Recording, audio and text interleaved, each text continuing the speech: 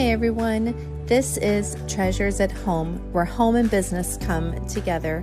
Let's get started. Guys, welcome back to another episode of Treasures at Home. Today's guest is Cordes Lindow. She is the focus coach for small business owners. She helps small businesses owners who are stuck in the day-to-day operations, who can't step away, scale, or sell. She helps them create systems and processes so that they can focus on what matters while they have a business that runs like a well-oiled machine without them. I love that. Cords, welcome. Thank you. It's so good to be here. Yeah, I'm so glad you're here. So you're a homeschool mom, or you Yes. have homeschooled, and you are a focus coach. Tell us a little bit more about your homeschool journey and then how you got started as a focus coach. Okay, so homeschool journey. My background is actually as an educator. I have a master's in education, was trained for teaching, and I taught high school. And I'll have to say, when I was going through my education training program, I really felt that all the training out there showed that an individualized education was the best. So really, Mhm. homeschool was the best type of education. Of Wow. course, here I Wow. am being trained for the school system. So it was a little bit of a strange bind to be in that I really felt that individualized education was the best, but that I'm trained Right. for the school system. So I go into the school. Interesting. I know it's a very Interesting. strange setup like that. Yes, it's almost like you have to change your mindset Yeah. to And go from a and one size fits all to not. right. And I mean, they're telling you this is the best way, but when you're in Hmm. the classroom, you really cannot do it. Mm. And especially I was a high school teacher, so I would have I think the smallest load I ever had was maybe 120, but usually it was closer to 150 kids, up to What? 200. And you can't really individualize instruction. Plus, when you're in the public school system, which I was, you're very much told you have to teach these things. You can't do this, you can't do that. Mm. And it's very limiting, and you can't really respond to those children's needs. Mm. And then for I believed in homeschooling, but then I was trained to go into the system. Well, and this was Right. before I even had kids. Then once I had kids, I actually lived overseas for a long time. I lived in Germany, and Mm. homeschooling's illegal there. Okay. So I was Whoa. not able to do it there, even though I basically was at home at that point. I was not in the public school system there. And when I moved back to the US, I went back into the education system so that I needed that other income because my husband was still in Germany. So we had to have the second income. So I went back Mm. to teaching. My children then started having a lot of mental health issues. And I really felt like, the one leg was on the dock and one leg was on the boat and they were going apart. Mm. I was being just kind of pulled apart because my kids needed me, but I'm Mm. spending my days kind of trapped helping those 200 other kids. And then I couldn't Wow. really be there for my own children. Mm. So eventually, because of that, I did decide to leave teaching, and I didn't really have a backup plan at that time. And that's when I went in to just be at home, be more available. But I still didn't pull my kids out for homeschooling until it really just kind of blew up with one of my sons. So three of Okay. my children went all the way through, and this was my second child that I took out. He has Mm. autism and lots of other diagnoses, and the school system obviously could not fit his needs Mm. at all. And I really needed to be flexible to be there, helping to get the services that he needed. And really that Right. flexibility, like I just couldn't take him to appointments and get the therapies he needed and Mm. really individualize his instruction. Wow. And so that's really what was behind it. And he's still, even though he's 19, he's still officially homeschooling. Although I would say it's more like the unschooling approach at this point, Hmm. but the focus is more on his mental health than anything. But I can do Yeah. that, and Yeah. we've got that flexibility. Like he does not fit Yeah. that mold. He needs Right. that. And that's the So thing. Homeschooling is not a race.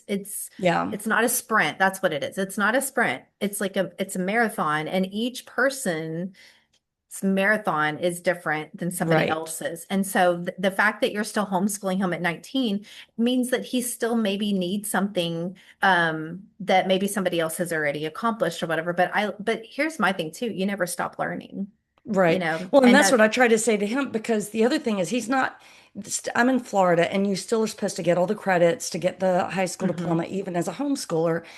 And that doesn't work for him. And I'm like, you know what? hmm Don't worry about that. You were still educated. You're learning something. You can continue learning just because this Yes, age is past. You still go. And it doesn't, exactly. because we've freed ourselves from trying to get that diploma. Because at this point, I'm just registering him. I'm letting him learn what he needs to learn, focusing on his mental health as well. And then with time, he can then be and able to do what he needs to do with his Yeah. life. And I think that that's so wise.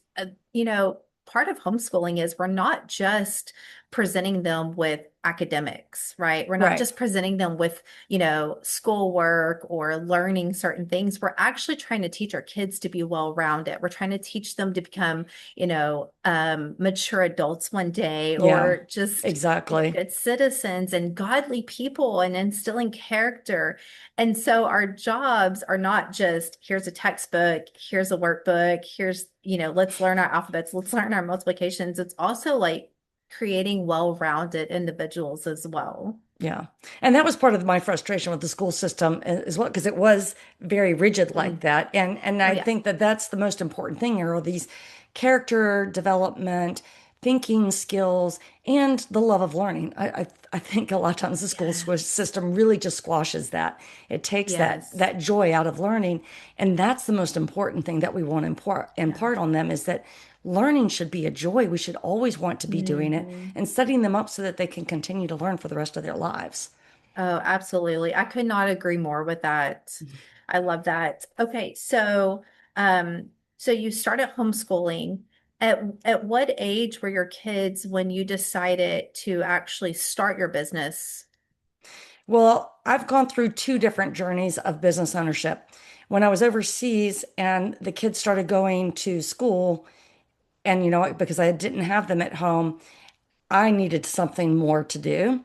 So Mm. I actually started out as volunteer and I was teaching. I started a community center for adults and I was not charging anything at that point. I think I did it for 10 years before I started charging. Wow. I also tried an MLL scheme. That did I not think go we've over all well. tr- I I think know. we've all tried an MLM at some point, and some people are so successful, I but I know. am not one of those people. And the sad thing is, it was a product I absolutely loved. And everywhere I went, I was telling Hmm. people about this product. I thought, oh, this will be a piece of cake. Yeah. I'll be making lots of money selling. But that selling part, even though it wasn't tied to me or my personality, that was still a challenge. But hmm turning that, what I was doing as a service, as a community service, I was like, oh, well, what if I just started charging people for this? Mm. And sure enough, people were happy to. They would, and I would just build my courses based Mm. on what they were asking for. And I So just give had me the an same. example of something that you built and charged them for. Well, so I had, like I said, I was teaching these courses for many years before, and I was in Mm. Germany, so it was teaching conversational English. And in Okay. particular, I was looking at women who were also expatriates for the most part. And so they felt kind of isolated. They didn't know the Mm. language to communicate to other people. A lot of them didn't have visas to be able to work, but they needed also English to go up in the career ladder. It helped to Mhm. teach the professional skills. So I would do different things depending on different levels. I had some that were very entry level courses that would help with people who were completely isolated. I mean, I had one woman who didn't speak a word of English, did not even Mm. write in the Latin alphabet. And so it was then like, the teachers would write home about homework or library books. She couldn't even respond. Mm. And then she would just Wow. spend all day in her house because she had no way to interact with Mm. other people. Then I also help people to prepare for exams that would help them to get jobs. Oh, Or, yeah, there was a whole variety wow. of courses, but I absolutely loved that. And to me, that is like pure flow when you find Yeah. something that's so aligned with your hmm calling and that people are also wanting. And that was, I didn't mind not charging because I loved it so much, but then Mhm. realizing that I could charge Yeah. for that was, that's that kind of sweet spot that you're looking for when Yes. you're making the I business. it's like your business started first of all as a ministry of helps. Yes. How can I serve? How can I help? There's a lot of women that I interview that's a lot how their business start is how can I help somebody? What do I have that I can actually Hmm. serve? And that Exactly. is exactly what you did. Yeah. And I actually use well, it started out as a volunteer thing. I was able to use the church for classrooms. So it Mm, was a great, that was smart. yeah, it was a great balance. And they were still paying at that point, but I was just paying because I set up something so that the church would get some money for it and cover the pricing of the books and materials. Hmm. So people were used to paying it. I just didn't set it up to profit myself. I felt guilty Yeah. taking the money. Yeah. But obviously people were happy to pay that. But then when I came back and started my second business, it in a way it was somewhat similar. I had planned to be making courses for corporations, but I don't have any corporate Mm, background. And what happened was people were coming and asking me for help with their businesses when they saw what I was doing with my own business. So it wow. kind of just grew out of that and realizing, I think my teaching experience of kind of organizing and planning and Yes. setting up systems, it's that kind of same skills So that people you need. created Yes. courses for businesses. Is that what you said? Well, Or I was corporations? originally wanting to do like leadership courses, training Mm, people, like, and a lot of it's the same sort of skills I would teach my high school students, these executive functioning type skills, goal yes. setting, how you plan your and manage your time. Because I Wow. realized when I was teaching, a lot of people are not learning these skills in school because it's all, test driven Yeah. and we're focused on that without the human skills. And I'm like, we need these human skills Mm-hmm. and we still need them in the workplace. So I'm going to make training courses for the workplaces. And what I found was just that these business owners were missing kind of these strategic CEO level skills. And so now I do more. I mean, it's got programs. It's not the course as much as coaching. That's what I really try to Mm-hmm. work on because I think that's where we see the most change. I feel that with a lot of courses nowadays, you can Google anything and find it out. But what you Mm-hmm. really need is that someone to hold your hand and walk you through the process, help you It's to true. implement, Yeah. help hold you accountable. And so that's the service that I provide for my clients. Oh, yeah, that's great. Okay, so take us back to the beginning really quick of that particular thing. When you're creating these courses for corporations, how I actually have a couple of questions about that. First of all, is um, how did you find the time to create these courses? And were you homeschooling at that time as well? And if so, how did you balance that? And second of all, how did you market these courses? Well, so I didn't start doing it until I had left my teaching job. And my son at that point might have still been in school. But, and him being older, that did help because Mm-hmm. I could set up his schedule and I could plan out his time of what he needed Mm-hmm. to be doing.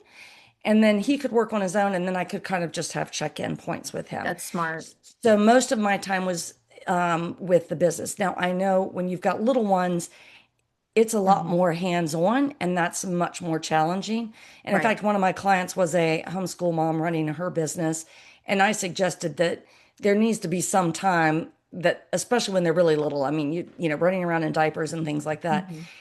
it's hard to be doing that at the same time and just running off a nap time. Like you do Hmm. need some separation there. Yes. And so if there's like her mother was across the street, it's like set a few hours, like if you could do a couple hours every day, Yes. that helps, just so Yeah, because our mental energy, I mean, I this is, know. I'm focus coach for small business owners. Part of that is how do you get that focus? And when you're jumping Mm, from task to task, you can't focus. it's so I tell true. my kids it's about monotasking, not multitasking. Don't try to do Mm, a million things at once. It's going to take I'm gonna write everything's that going to take down. longer. Monotasking. Not Yes, multitasking. We think we're being yes. more productive and efficient when we try to do more things, but what you're actually doing is you're task switching and it's taking away, it'll add Oh, up the amount of time because you have to kind of yes. refine your And it focus. takes so much energy out of Yes. us. Yeah. So much energy. Yeah. So if you can just find that block of time, and really, if you could do 2 hours a day with a block of time, you can get so much done when you're hyper focused on the business. Mm, Yeah. that's great. And then my other question was, how did you market that? So you created Um, these courses. Now what? What do you do with that? Well, and I have made a lot of mistakes in this area, as we all know, like starting out the business, the whole marketing, we think we're just going to hang up the Teach us your shingle. experiential knowledge right now, then. Teach I us have what all not that. to do. Right, exactly. That's like you tell your kids, right? Don't do as I say, do as I mean, so don't do as I do, do as I say. And so we Yes. learn all these lessons, right, from what we do wrong. And Mm-hmm. I mean, that is always important. We want to learn from what we do wrong. And we think we're just going to hang up our shingle and everybody's going to magically show up. But I think I did have one coach early on who talked about the importance of establishing your authority online. And so that's one Ooh, thing I've I'm gonna write that down. always established your authority online. So that's one thing I did, even when I was just trying to get freelance contracts for making these training courses for corporations. I Mm-hmm. was posting articles on leadership. Like I was writing the articles, and mainly it was LinkedIn because that was the crowd that I was Mm-hmm. going for. So I was writing LinkedIn articles. I had a blog, writing those, sharing those. And that's how it was. Even people I had known that didn't know I was in that space, they saw that and they're like, they would Wow. contract me, yeah, for courses. And plus, it just joining a lot of those kinds of professional groups and Mm-hmm. making the contacts that way. That's how Yeah. I did that first marketing. And then gradually kind of switching. Now I focus on, well, I still have that social media presence. I have a podcast, and then I post something on socials every day, taking from the podcast. And again, that's that establishing that authority, that credibility. It's also Mm-hmm. staying in people's minds so that, keep you Yes. in type of mind so people Yeah. remember you. Yeah. And And in because person. I want to speak into that too, because the Mhm. algorithms always change now on social Oh, media. yeah. And so you think that you're beating a dead horse whenever you're constantly posting. But honestly, I will post something like 20 times, and it's like that 20th time somebody goes, "Oh, I didn't know you were doing that." Yeah. And I'm like, Yeah. "Oh, that's all I do is post about I know you about feel it." like you're saying the same thing over You and over do. again, and I've not been as good about this part, but even like looking back to something in the past and reposting it now, Mm-hmm. and that's going to save you some Yeah. energy. But you're right, they're not seeing it. Yes. They're not seeing it as Yes. much as you Yeah, are. don't invent the wheel. Go back and just Right? repost some things that you've Yeah. already posted, just reuse that. I mean, it's just like going to a secondhand shop, just do it. Yeah. Well, and I'll Um, say that that's been one of the best things about doing a podcast is you do have a lot of material for reposting and yes. splitting up your content, and it makes it so much easier than what I was trying to do before. It was like every day trying to come up with Hmm. something new, and that was hard. And plus, Yes. you've got something long form that stays there. Anything on the social media, right, is disappearing. But I've got the podcast, and the transcript is posted as a blog. So then Hmm. people can always come and find me that way. That's going to stay. Oh, yeah, that's great. I don't think we talk about podcasting being a platform as much as we do like social media, like Facebook, Instagram, and all those are great. And they're definitely tools. But I don't think that, people talk about podcasting as an effective platform. Yeah. But it Yep, stays there. Like people are it searching does. online, it comes up. It And the other does. thing is just being able to hear people's voices. There's a way that Hmm. people connect with that differently than You do. reading the words. And I think Yeah. people, I love reading blogs, which is why I had started out, and I Hmm. originally had a blog back in Germany as well. But I think that it just doesn't have that same emotional connection with people. It's true. I want to come back to you said that you used LinkedIn in the Mm. beginning. Can you give us like a little clip of like what is LinkedIn? What is it good for? Should people get on it? What are your thoughts on that? Well, LinkedIn is actually my favorite of all of the platforms. And as a teacher, I had never been on LinkedIn. Like I did not start a LinkedIn one until uh, whenever I started my business about 4 years ago. So I did not have any LinkedIn I'd never used, I'd never even looked at it, Mm-hmm. because it is more that professional networking. As a teacher, Mm-hmm. you are not professionally networking. And if you're a homeschooling mom, you may not be doing that either. So I would say it really depends on who your ideal customer and client is. Mm-hmm. If you are looking for a professional, especially corporate business type, and I was targeting those types of customers at the first, I was looking to build training courses for uh, corporations, basically, and nonprofits.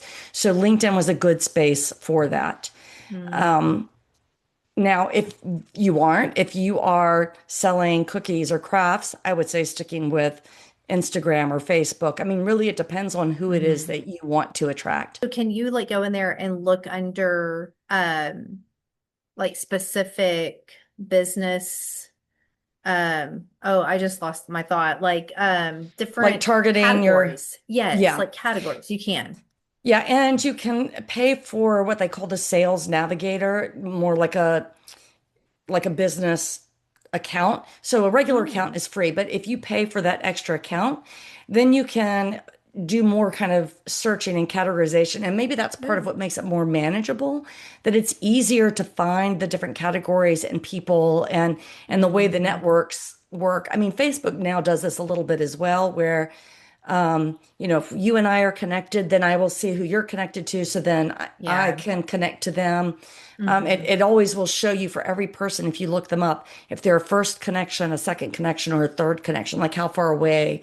So it is set up for helping you to make those connections. So it's a little bit easier, I think, in some ways Yeah. to grow your network that way. Yeah. Um, okay, so with a coaching business, do you have to have a certain type of personality? Hmm.